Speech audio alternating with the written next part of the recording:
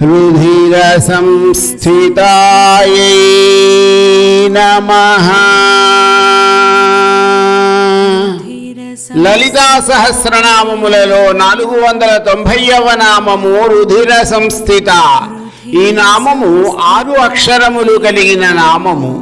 రుధిర సంస్థిత అను నామమునకు అర్థము రక్తధాతువును ఆశ్రయించి ఉండునది. జీవులలో షట్చక్రములలో అనాహత చక్రములో కొలువై ఉన్న జగన్మాత లలితా మహాత్రిపుర సుందరి అంశాస్వరూపమైన రాకినీదేవి శ్యామల వర్ణములో ఉన్నదని, 2 ముఖములు కలిగి ఉన్నదని, ఆ 2 ముఖములలోనూ వాడి అయిన 2 దంష్ట్రలు కలిగి ఉన్నదని, అక్షమాల మొదలైన వాటిని తన హస్తములలో ధరించి ఉన్నదని వివరించిన వసిన్యాది వాగ్దేవతలు ఈ నామములో రుధిర సంస్థితాలో ఆ తల్లి జీవులలోని రక్తధాతువును ఆశ్రయించి ఉన్నదని వివరించారు. అనాహత చక్రము హృదయ స్థానములో వెన్నెముకలో నెలకొని ఉంటుంది.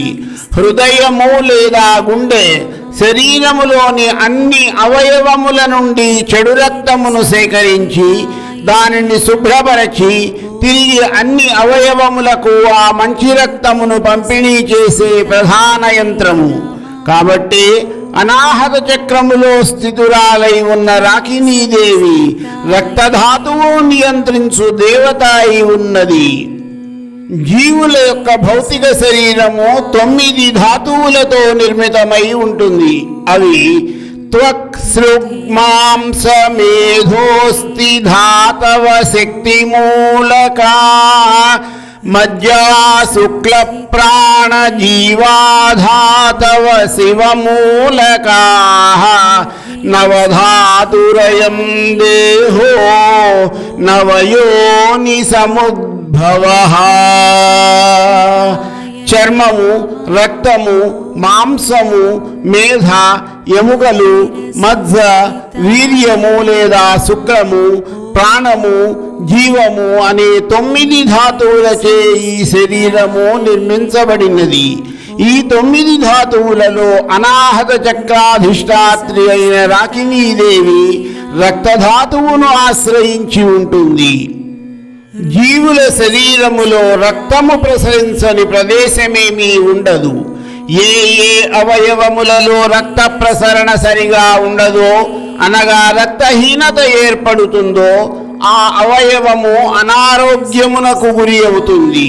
అందువలన రక్త సంబంధమైన దోషములు, రక్త ప్రసరణలో లోపములతో బాధపడుతున్న వారు రాకినీదేవిని ఓం రుధిర సంస్థితాయై నమః అని, ఓం రాకినీశ్వరి అయి నమః అని భక్తి శ్రద్ధలతో నిరంతరం స్మరిస్తే ఆ వ్యాధుల నుండి విముక్తి కలుగుతుంది. అనాహత చక్రము యొక్క ముఖ్య బీజము యం. హృదయ స్థానమునకు చెందిన అనాహత చక్రమును ఉజ్జీవింపచేసుకుని అనాహత చక్రాధిష్టాత్రి అయిన రాకినీదేవి అనుగ్రహమును పొందడానికి ప్రతిరోజు కేవలము 10 నిమిషాల పాటు పద్మాసనంలో లేదా సుఖాసనములో కూర్చుని 2 చేతివేళ్లతో ప్రాణముద్రను ధరించి అనాహత చక్ర ముఖ్య బీజమైన యం యం యం యం అని మనసులో స్మరిస్తూ నెమ్మదిగా ఊపిరితిత్తుల నిండా గాలి పీల్చుకుని పీల్చిన గాలిని నెమ్మదిగా బయటకు వదలండి.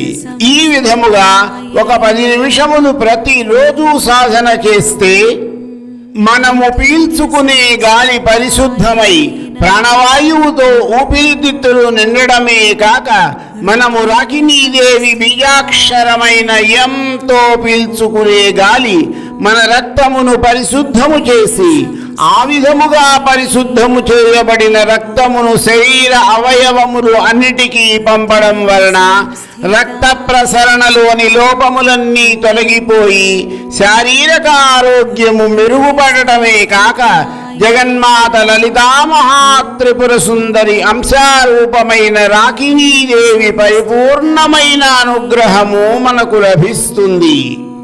హృదయ స్థానములో అనాహత చక్రములో 12 దళములు కలిగిన పద్మములో వాయుతత్వముతో కూడిన బీజాక్షరముతో రక్తధాతువులో కొలువైన రుధిర సంస్థిత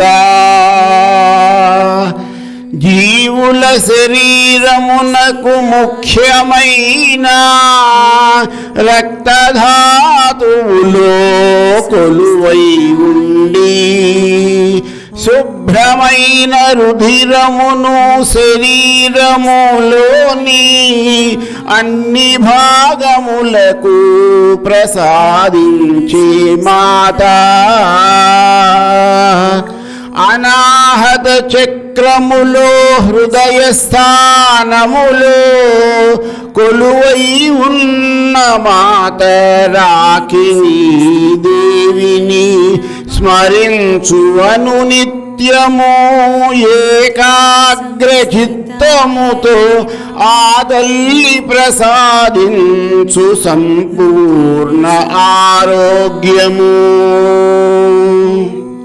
జీవుల శరీరములోని షట్చక్రములలో హృదయ స్థానములో వాయుతత్వముతో కూడిన 12 దళములు కలిగిన పద్మములో శ్యామవర్ణముతో 2 వదనములతో కరాళ దంష్ట్రులతో అక్షమాల మొదలైన వాటిని ధరించి రుధిరధాతువును ఆశ్రయించి కొలువై ఉన్న జగన్మాత అంశారూపమైన రాకినీదేవిని మనమందరము అనునిత్యము శ్రద్ధాభక్తులతో రుధిర సంస్థిత అనే నామముతో స్మరిస్తూ ఆ తల్లి యొక్క పరిపూర్ణమైన కరుణా కటాక్షములకు పాత్రులము కావాలని మనసారా ప్రార్థిస్తూ శ్రీమాత చరణం శరణం మమ.